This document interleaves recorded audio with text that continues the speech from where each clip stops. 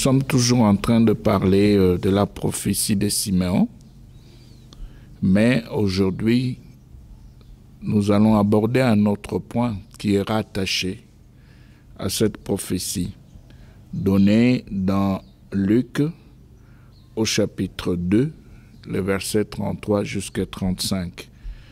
Nous relisons la prophétie de Siméon à l'occasion de la présentation de Jésus au temple.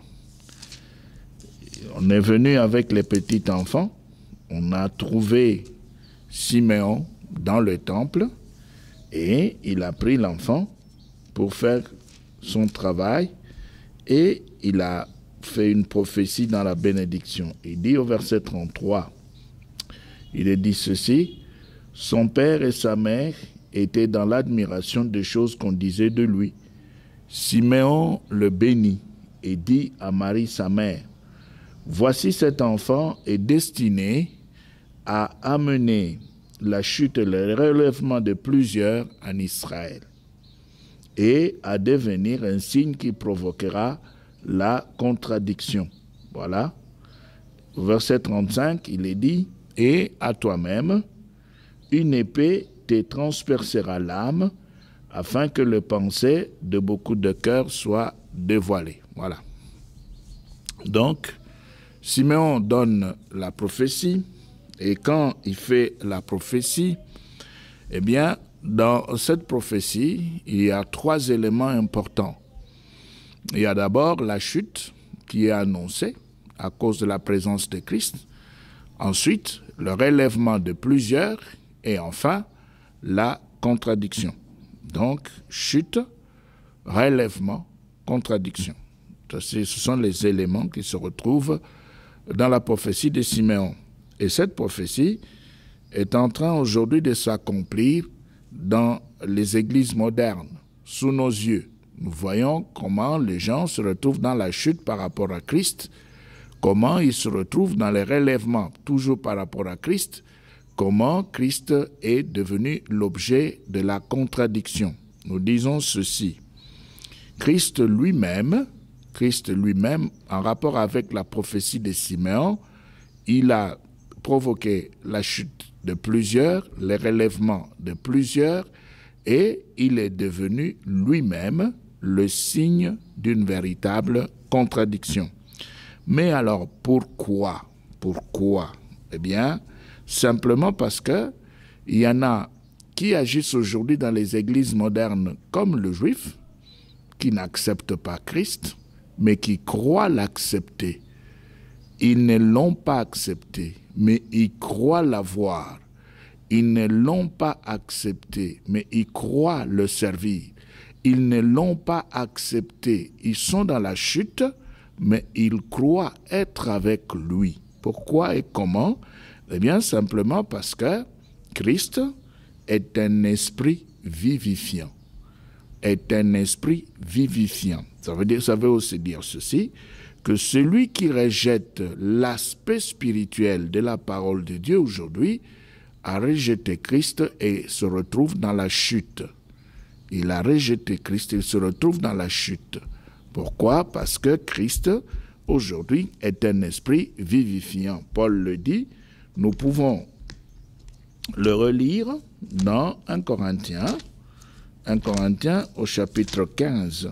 Paul le dit, et quand il le dit, il nous présente la nature de Christ. La nature de Christ. Et la chute, c'est par rapport à cette nature. 1 Corinthiens 15, 45. 1 Corinthiens 15, 45. Il est dit. Nous sommes là dans la Bible, parole de vie. Dans le livre saint, on lit: Adam, le premier homme, c'est un simple être humain qui a reçu la vie. Voilà. Maintenant, on nous dit ceci par la suite, on dit, le dernier Adam, lui, le dernier Adam est rempli de l'Esprit Saint qui donne la vie. Donc, Christ est un esprit vivifiant. Mais maintenant, si dans ce qu'on fait, on n'accepte pas l'aspect spirituel, on n'exploite pas l'esprit, on est dans la chute. On est dans la chute, on a repoussé Christ. On est dans la chute comme le Juif qui ne l'avait pas accepté comme le Messie. Et de l'autre côté, dans nos églises, on le laisse de côté, on prend la partie charnelle, on laisse tomber l'esprit. Maintenant, celui qui laisse tomber l'esprit a laissé tomber Christ parce que Christ est un esprit vivifiant. Alors, il se retrouve ainsi dans les mêmes actes qui avaient été posés par le Juif. Ils ne l'ont pas reconnu comme Messie. Ils l'ont rejeté. Ils se sont retrouvés dans la chute. Et il y a une autre partie qu'il avait reconnue comme Messie, une autre partie qu'il avait acceptée. C'est ainsi aussi dans les églises modernes, il y a des gens qui acceptent Christ dans son aspect spirituel. Il y en a aussi qui ne l'acceptent pas. Ceux qui ne l'acceptent pas sont dans la chute. Même s'ils ne le voient pas, ils sont par terre, et ceux qui l'acceptent sur le plan spirituel, eh bien, sont dans le relèvement, Donc, il y a d'un côté la chute de ceux-là qui rejettent la partie spirituelle, et de l'autre côté, le relèvement de ceux-là qui l'acceptent comme étant un esprit vivifiant. Alors, si nous pouvons lire une recommandation donnée par le Christ lui-même, dans Sommaire, dans Jean 6, 63, Jésus lui-même parle. Et écoutez ce qu'il dit, c'est un texte que nous connaissons, mais qui est négligé.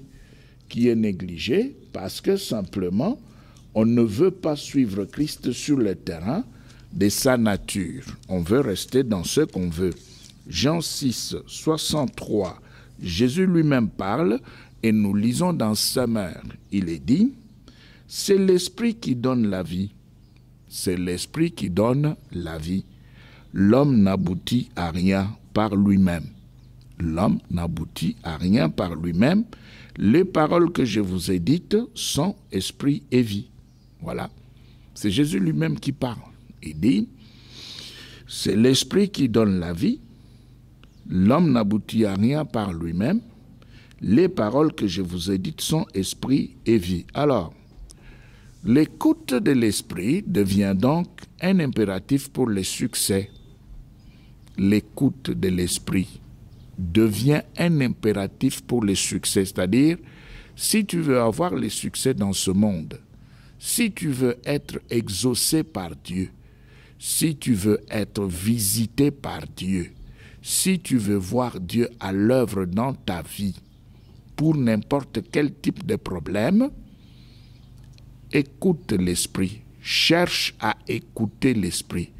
Fais tout pour que tu puisses saisir la pensée de l'esprit.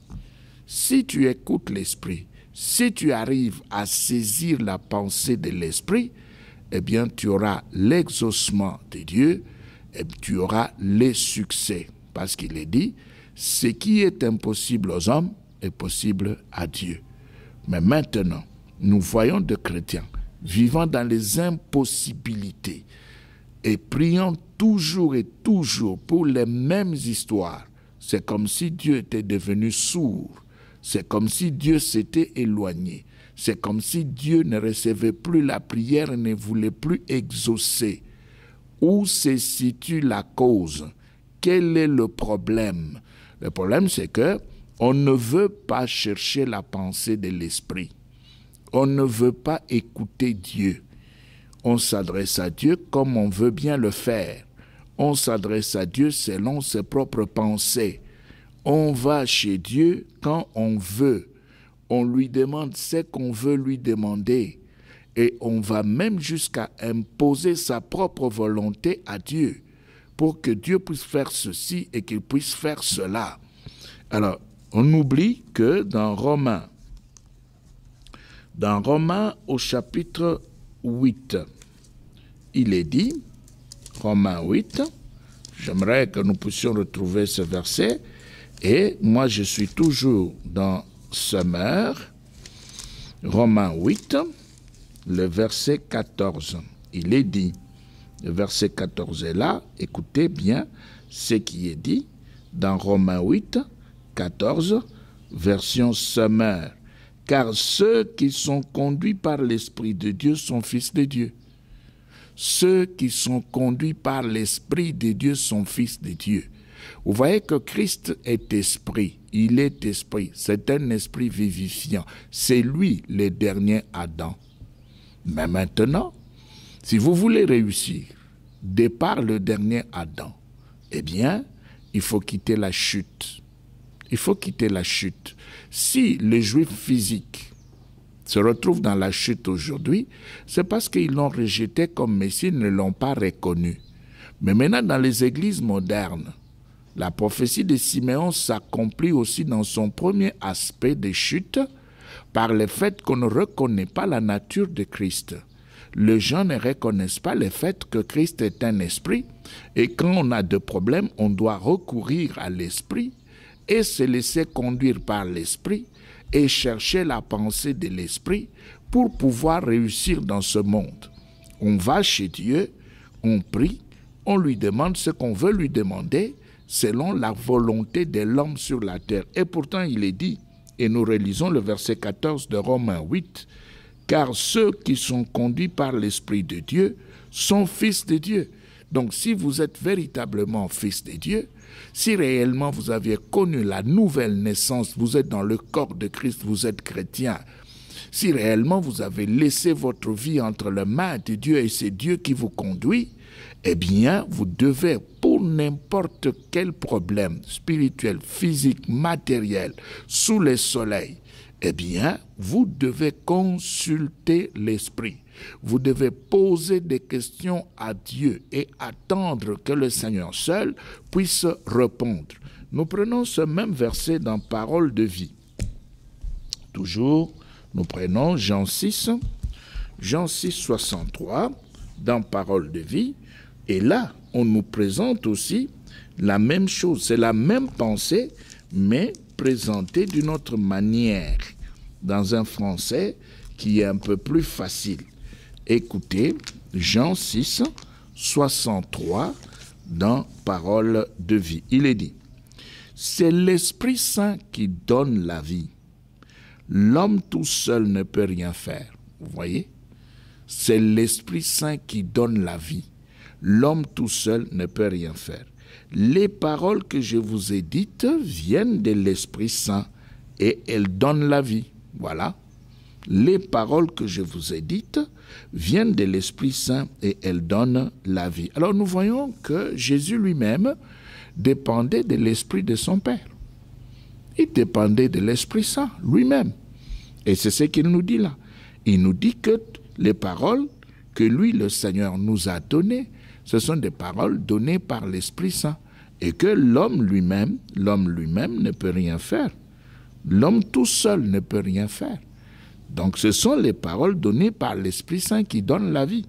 Donc si vous voulez réussir dans ce monde, si vous voulez quitter la chute, si vous voulez véritablement connaître le relèvement en rapport avec la prophétie de Siméon, eh bien il faut reconnaître d'abord le fait que Christ est un esprit vivifiant. Ensuite, pour n'importe quel type de besoin terrestre, il faudra d'abord chercher la révélation de l'Esprit de Dieu. La révélation de l'Esprit de Dieu. La révélation de l'Esprit de Dieu. Il faut d'abord chercher cela. Pourquoi? Nous relisons dans Romains au chapitre 8 et le verset 14. Il est dit dans Parole de vie, au verset 14, on nous dit ceci, et vous allez entendre que c'est la même pensée, mais on vous donne cette pensée un peu autrement. On nous dit, en effet, tous ceux que l'Esprit de Dieu conduit sont enfants de Dieu. Donc toi, tu ne peux pas aller à l'église et dire que tu es enfant de Dieu quand l'Esprit de Dieu ne te conduit pas. Quand l'Esprit de Dieu, pour te parler, il faudra absolument que tu puisses te retrouver devant un prophète. Non, le prophète a son travail. Il viendra, poussé par Dieu. On n'a pas à aller le chercher. Dans le Nouveau Testament, on ne nous demande pas d'aller chercher des prophètes. Dans le Nouveau Testament, le chrétien lui-même est son propre prophète. le chrétien lui-même est le prophète de sa vie. Pourquoi et comment? Parce que Christ, le dernier Adam, est un esprit vivifiant. Eh bien, maintenant, c'est l'Esprit de Dieu qui nous conduit. Parce que dans le Nouveau Testament, le chrétien est le temple de l'Esprit de Dieu. Toi, tu es temple de l'Esprit de Dieu. Et l'Esprit de Dieu est en toi. Même si, à côté, il y a quelqu'un qui pourra venir exercer le don de prophétie, c'est bien, il pourra le faire. Parce que dans le Nouveau Testament, on nous parle aussi de dons de prophétie et de prophètes ministres. Nous sommes d'accord. Mais le premier prophète de la vie d'un chrétien, c'est le chrétien lui-même. Parce qu'il est le temple de l'Esprit de Dieu. Et si l'Esprit de Dieu est en toi, l'Esprit de Dieu dans le prophète, eh bien, le même Esprit de Dieu te donnera la lumière avant l'arrivée du prophète qui viendra confirmer. Donc, tu es d'abord ton propre prophète, le prophète de ta vie. Mais maintenant, pour que cela puisse fonctionner, il t'est demandé de pouvoir en tout et pour tout rechercher la révélation de l'Esprit. Toi, tu pries pour la révélation de l'Esprit. Et si le Seigneur trouve que ce que tu cherches ne peut entrer dans ta vie que par la bouche d'un prophète, par la bouche de quelqu'un qui a le don spirituel de prophétie, eh bien, c'est le Seigneur qui poussera, lui, le Seigneur, poussera le prophète vers vous. Le prophète viendra, le prophète parlera, le prophète va vous éclairer. Mais l'Esprit de Dieu qui est en vous devra commencer par vous transformer vous-même comme étant le premier prophète de votre propre vie.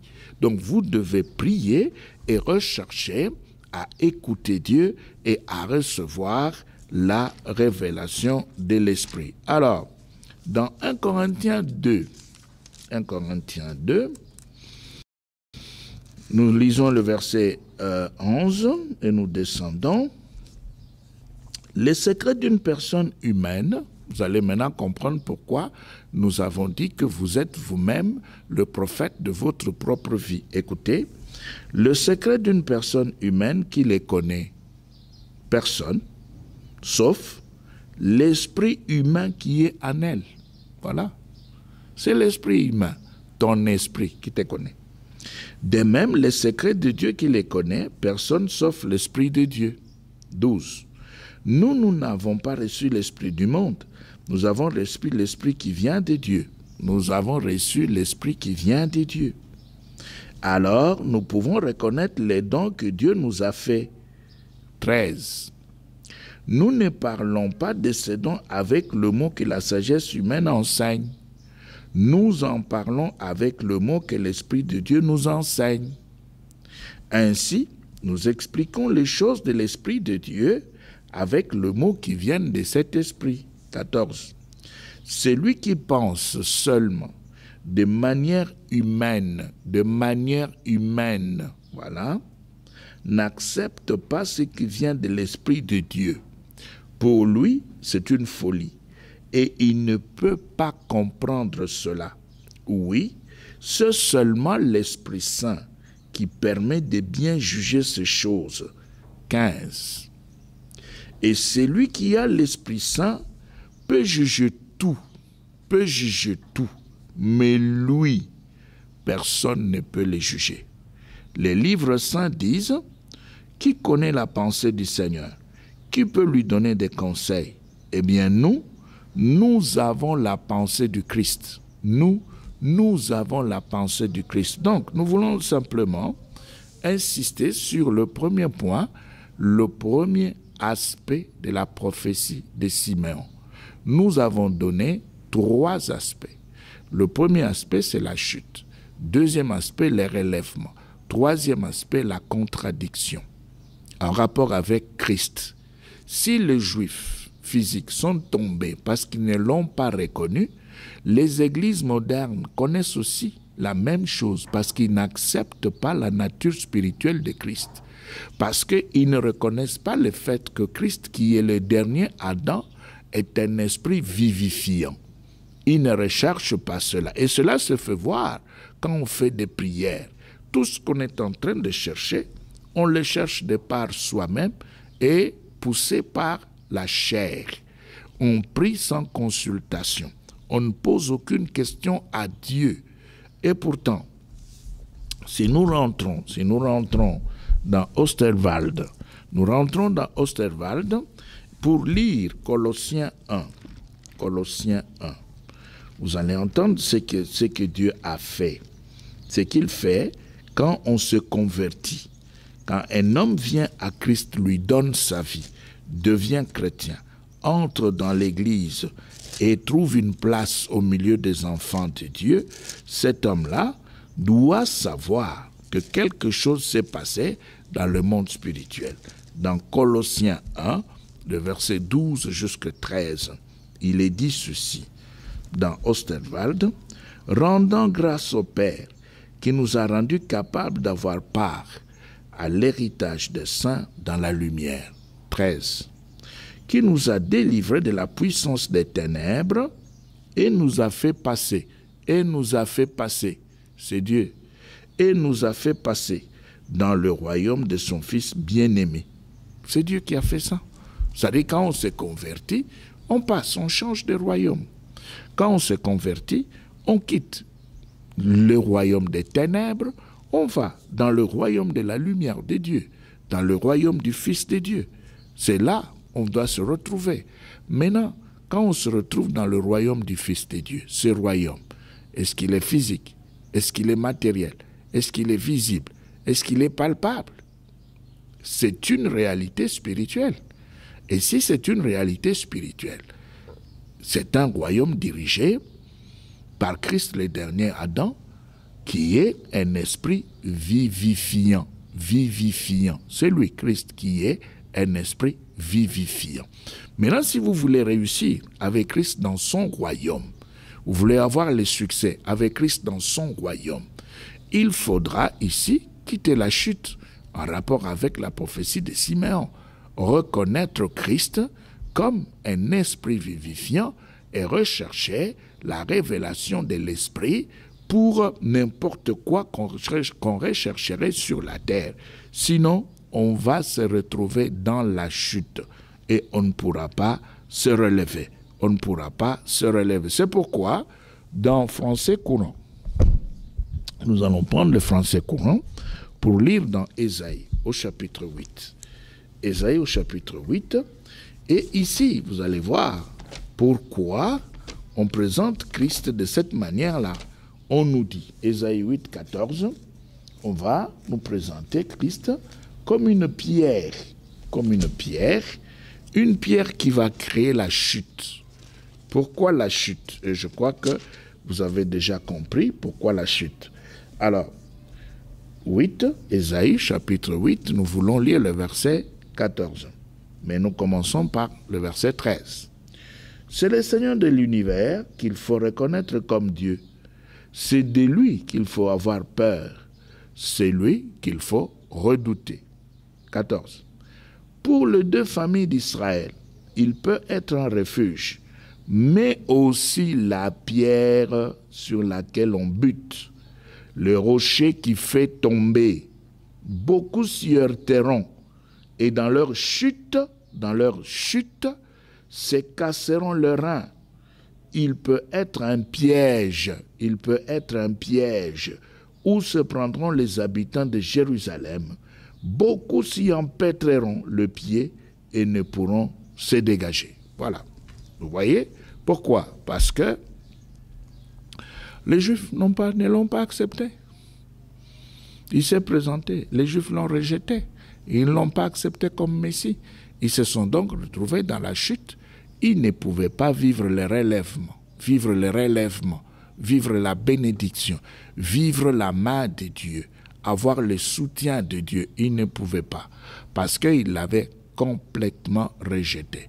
C'est la même chose aujourd'hui dans les églises modernes. On ne reconnaît pas la nature de Christ. On croit que Christ, c'est la chair. Et on ne prie que pour les choses de la terre. On ne prie que pour être en bonne santé, avoir l'argent, avoir un emploi, un beau mariage. Toutes ces choses, d'accord, sont bonnes. Mais ces choses doivent venir après. Après. Pourquoi? Eh bien, nous lisons toujours dans Français courant, nous prenons Matthieu. Nous prenons Matthieu au chapitre 6. Matthieu 6. Et nous allons lire le verset 10.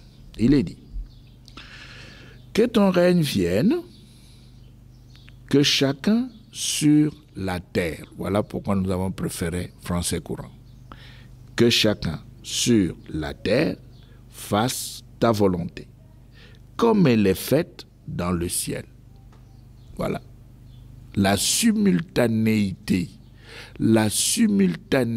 c'est-à-dire, ici on nous dit que ton règne vienne, que chacun sur la terre fasse ta volonté, comme elle est faite dans le ciel. Comme elle est faite dans le ciel. C'est-à-dire que ce que nous devons vivre ici-bas sur cette terre, c'est ce qui se fait là-haut, dans les cieux. C'est ce que nous devons vivre sur la terre. Même si nous prions pour n'importe quoi, Dieu ne pourra pas laisser de côté sa volonté. Dieu est là pour sa volonté. Mais maintenant, si nous regardons aujourd'hui dans les églises, plusieurs églises se retrouvent dans la chute, comme le juif. Ils ne reconnaissent pas la nature de Christ. Ils ne prient pas pour être dirigés par l'Esprit de Dieu avant de faire des prières. Et c'est pourquoi plusieurs chrétiens sont par terre. Et c'est pourquoi la misère est toujours là, la pauvreté. C'est pourquoi l'indigence est là. C'est pourquoi on se pose toujours des questions. On ne fait que prier. Il n'y a pas de solution. Il n'y a pas de solution. Pourquoi? Il n'y a pas de solution, c'est parce que on ne cherche pas la révélation de l'Esprit avant de prier. On ne cherche pas à découvrir quelle est la volonté de Dieu avant de commencer à prier. On prie. On demande à Dieu ce qu'on veut lui demander, même ce qu'il ne veut pas faire, même ce qu'il n'avait pas promis de faire. On lui demande de pouvoir le faire. On lui dit, oui, tu n'avais pas promis, mais nous voulons que tu puisses le faire. Fais-le. Nous voulons que tu puisses te manifester de cette manière-là. Viens te manifester. Et pourtant, il est dit, dans Matthieu 6, 10, c'est clairement donné, que ton règne vienne, que chacun sur la terre fasse ta volonté, comme elle est faite dans le ciel. Donc, ce qui n'est pas fait dans le ciel, pourquoi vous voulez que cela puisse se faire sur la terre? Ça ne peut pas se faire. Dieu est souverain. Ça ne peut pas se faire. C'est ainsi que certaines prières resteront à tout jamais stériles. Certaines prières ne pourront jamais être exaucées. Pourquoi? Parce que ce sont des prières qui sont totalement rattachées à ce qui est temporel, aux intérêts temporels. Ce sont des prières qui sacrifient, les considérations éternelles, les considérations spirituelles. À partir du moment où la volonté de Dieu, qui est spirituelle, est bafouée, négligée, abandonnée, eh bien, on va continuer à prier pour calmer sa propre conscience. On ne pourra jamais se retrouver dans le relèvement. Alors, toujours dans Français courant, nous prenons Marc chapitre 15. Parce que là, maintenant, il faudra que nous puissions aborder le deuxième aspect de la prophétie de Siméon, le relèvement. Dans Marc 15, au verset 34, il est dit, Marc 15, 34, on nous dit ceci, et à 3 heures, Jésus cria avec force. À 3 heures, Jésus va crier avec force. Il est sur la croix, entre le ciel et la terre. Il crie. Bon, il y en a qui disent le poteau. Il y en a qui veulent que nous puissions parler d'un poteau au lieu de la croix. Ok. On en parlera plus loin dans d'autres interventions. Mais ici, On peut reprendre la lecture, Marc 15, nous reprenons la lecture à partir du verset 33. À midi, l'obscurité se fit sur tout le pays et dura jusqu'à 3 heures de l'après-midi. Et à 3 heures, Jésus cria avec force, « Eloi, Eloi, lema sabachthani » Voilà, ce qui signifie « Mon Dieu, pourquoi m'as-tu abandonné ?» Ah, maintenant, c'est un problème. Il est sur la croix ou sur le poteau, suspendu entre le ciel et la terre. Et son père l'abandonne. Maintenant, pour le juif, quel est ce Dieu qui peut mourir comme ça sur le poteau? Un Dieu qui meurt. Alors ils ont dit non, il n'était pas Dieu, parce que Dieu ne peut pas mourir. Et ici et maintenant, comme ce Dieu vient de connaître la mort sur la croix, donc ce n'était pas un Dieu. Ils l'ont davantage rejeté. Ils l'ont davantage rejeté. Pourquoi? Parce que pour eux, Dieu ne pouvait pas mourir. Deuxièmement, pourquoi il peut crier « Mon Dieu, Eloi, Eloi, lama sabachthani » Pourquoi? Pourquoi son père l'a lâché? C'est parce qu'il n'était pas Dieu. Alors, ils ont dit, comme il n'était pas Dieu et que son père l'a lâché, alors nous allons l'accepter. Pourquoi? Nous ne pouvons pas. Et c'est ce qui suit. Au verset 35, il est dit, quelques-uns de ceux qui étaient là l'entendirent, s'écrièrent, écoutez, il appelle Élie. Il appelle Élie. Voilà l'interprétation. Les gens n'ont rien compris. Jésus avait le péché de l'humanité sur lui, y compris le péché des Juifs d'Israël. Jésus était devenu péché et le Père qui est 3 fois saint ne pouvait pas communier avec lui à ce moment-là parce que c'était le moment de la rédemption. C'était le moment de la rédemption. Il ne pouvait pas. Il a ôté le péché et son Père, qui ne pouvait pas communier avec le péché, s'est éloigné et c'était le moment de la rédemption, de notre salut. C'est ce moment-là. Et quand il entre dans la tombe, pour sortir maintenant, nous sortons avec lui. Nous sortons avec lui. Mais quand est-ce que nous étions entrés? Quand est-ce que nous étions entrés? Nous ne pouvions pas entrer au moment où il avait les péchés sur lui, parce que là, nous deviendrions simplement les rédempteurs de nos vies. Nous devrions donc nous sauver nous-mêmes. Non, à ce moment-là, personne n'était en lui, parce que c'était le moment de la rédemption. Il a ôté, il a pris le péché, il est devenu péché, et le Père ne pouvait pas s'approcher. Mais quand il descend dans la tombe maintenant, avant de sortir, le Père nous intègre en lui. Et quand le Père nous intègre en lui, et c'est bien dit dans Ephésiens 2, nous pouvons même lire ça dans Courant directement, dans Ephésiens 2, c'est bien dit, il nous a ressuscités ensemble et nous a fait asseoir ensemble. Voilà, c'est bien dit au verset 6. Dans notre union avec Jésus-Christ, Dieu nous a ramenés de la mort avec lui. Dieu nous a ramenés de la mort avec lui. Mais quand est-ce que nous étions entrés dans la mort? Ce n'était pas au moment de la rédemption. Ce n'était pas à ce temps-là, quand il était en train de se charger du péché. Non. Dieu nous a fait entrer quand la rédemption était terminée. Quand la rédemption était terminée, le Père maintenant nous a fait entrer en lui et nous a fait sortir de la tombe avec lui. Maintenant, on pose toujours la question, mais quand est-ce que la rédemption était terminée? Il n'y a que Dieu seul qui connaît à quel moment la rédemption était terminée. C'est lui qui connaît.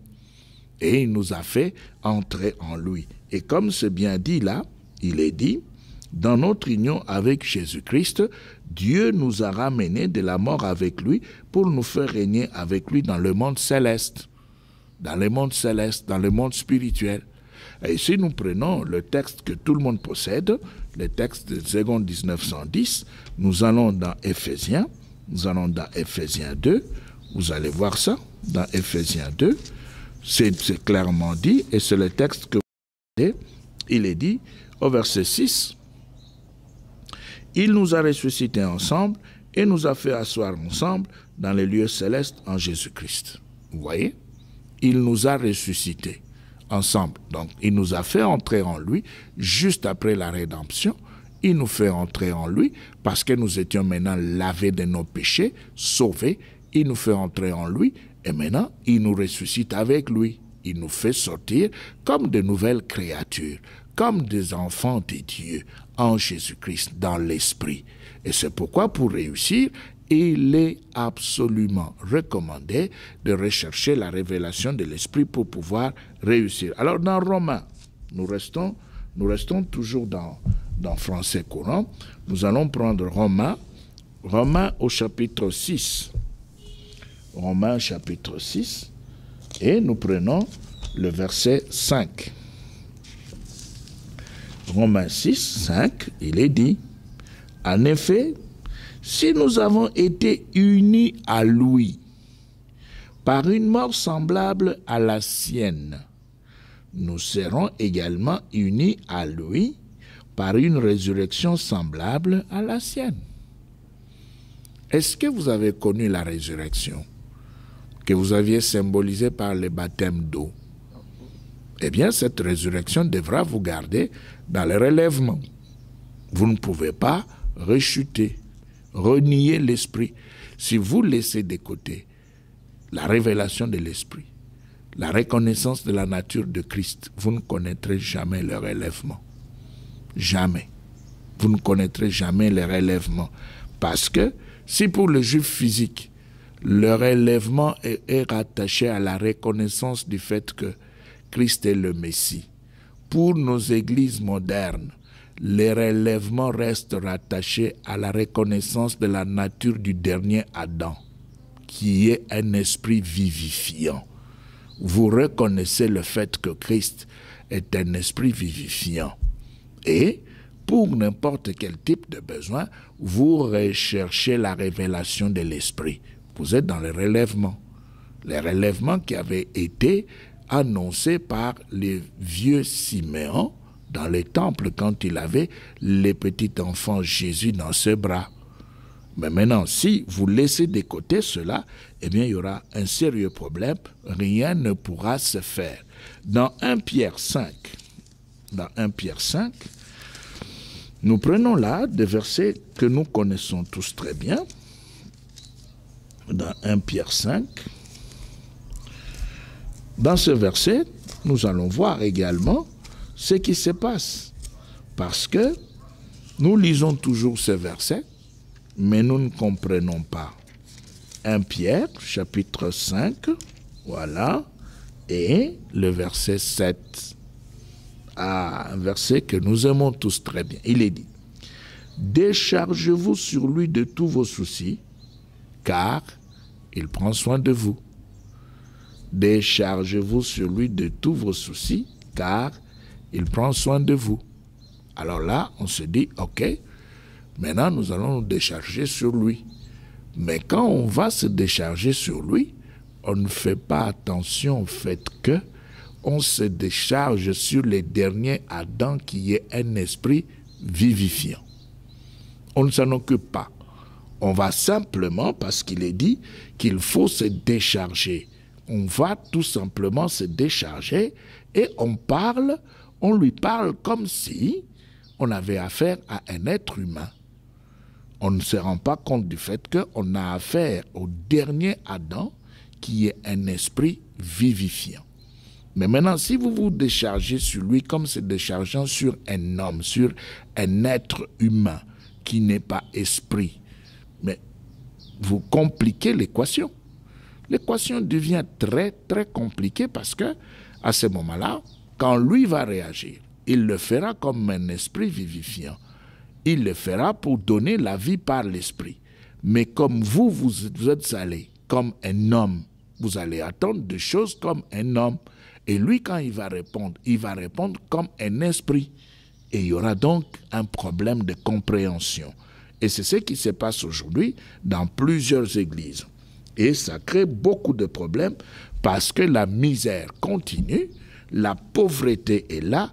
C'est comme si Dieu était devenu incapable et qu'il ne pouvait pas bénir les siens et véritablement s'en occuper. Dans Galates, dans Galates au chapitre 6. Dans Galates au chapitre 6 et le verset 14, on nous dit ceci. Galates 6, 14, on nous dit « Quant à moi, je ne veux me vanter que de la croix de notre Seigneur Jésus-Christ. En effet, grâce à elle, le monde est mort pour moi, et je suis mort pour le monde. » Voilà la spiritualité. La spiritualité nous oblige à ne pas nous attacher à ce qui est visible, palpable, à la chair, au monde, à ce qui est terrestre. Non. La spiritualité nous oblige à pouvoir nous attacher aux choses qui se trouvent dans l'Esprit de Dieu, aux choses de l'Esprit de Dieu. Alors, dans 2 Corinthiens, nous allons prendre un texte. Dans 2 Corinthiens, je préfère que on le prenne dans le chapitre 4. 2 Corinthiens, chapitre 4. Qu'est-ce qui est dit? On nous dit, au verset 16, on nous dit ceci. « C'est pourquoi nous ne perdons jamais courage. Même si notre être physique se détruit peu à peu, notre être spirituel se renouvelle de jour en jour. La détresse que nous éprouvons en ce moment est légère, en comparaison de la gloire abondante et éternelle, tellement plus importante qu'elle nous prépare. » 18. « Car nous portons notre attention non pas sur ce qui est visible, mais sur ce qui est invisible. » Ce qui est visible est provisoire. La provisoirité est provisoire. Mais ce qui est invisible dure toujours. Le visible est provisoire. Tout ce que nous voyons avec les yeux de la chair se retrouve dans la logique de la provisoirité. Ce sont des choses provisoires, des choses passagères, des choses qui vont disparaître. Et les choses éternelles se retrouvent du côté de l'esprit. Le troisième aspect, maintenant pour terminer, le troisième aspect de la prophétie de Siméon, c'est la contradiction, c'est-à-dire une opposition vive contre le Messie. On s'est opposé à Christ. Et cette opposition avait des répercussions sur Marie, sa mère. Et c'est pourquoi Siméon avait dit « Une épée te transpercera l'âme », c'est-à-dire la douleur de l'opposition. Ce que Marie allait vivre en rapport avec son fils. Et même ce que Marie allait vivre à partir de son propre fils. Il y a ce qu'elle va voir les gens faire contre son fils, ce qu'elle va entendre les gens dire contre son fils, ça va lui faire mal. Et il y a aussi ce qui pourra sortir ou ce qui va sortir de la bouche de son fils. Quand le fils l'appelle « Femme, qu'y a-t-il entre moi et toi ?» Eh bien, vous voyez, c'est un sérieux problème pour une mère. C'est un langage qui transperce comme une épée. Jésus n'avait pas été reconnu, n'avait pas été reçu par le sien. Vous retrouvez cela dans Jean 1, le verset 11. Il avait été rejeté. Mais maintenant, il y a un texte intéressant que nous pouvons lire dans Actes 28. Dans le livre des Actes des Apôtres au chapitre 28, il y a un verset intéressant que Paul avait présenté. Il dit, ce texte-là est bon pour nous, pour que vous puissiez voir les degrés de l'opposition qui existe. 28, voilà, 22, 23, il est dit, « Néanmoins, nous désirons apprendre de toi quels sont tes sentiments, car pour cette secte, nous savons qu'on s'y oppose partout. » Qu'on s'y oppose partout. Ça, c'est 22. 23. 23. Lui ayant enseigné un jour, ils vinrent en plus grand nombre chez lui à l'hôtellerie. Et depuis le matin jusqu'au soir, il leur annonçait le royaume de Dieu en rendant témoignage et les persuadant par la loi de Moïse et par les prophètes de ceux qui regardent Jésus. 24. Les uns furent persuadés de ce qu'il disait, mais les autres ne crurent point. Ils avaient rejeté, ils avaient refusé la contestation, l'opposition. Aujourd'hui, nous le voyons, il y a des gens qui n'acceptent pas la nature spirituelle de Christ, qui s'opposent. Et ces gens présentent une contradiction, une opposition très vive dans le langage. Maintenant, pour conclure, nous disons simplement que pour avoir le succès sur la terre, il est souhaitable de rechercher la révélation de l'Esprit, de tout faire en rapport avec la volonté de Dieu qui s'accomplit là-haut dans les cieux. C'est ce qu'il faudra faire pour que, absolument, la gloire de Dieu puisse apparaître dans ce monde. Sinon, on ne vivra rien du tout. Que Dieu vous bénisse.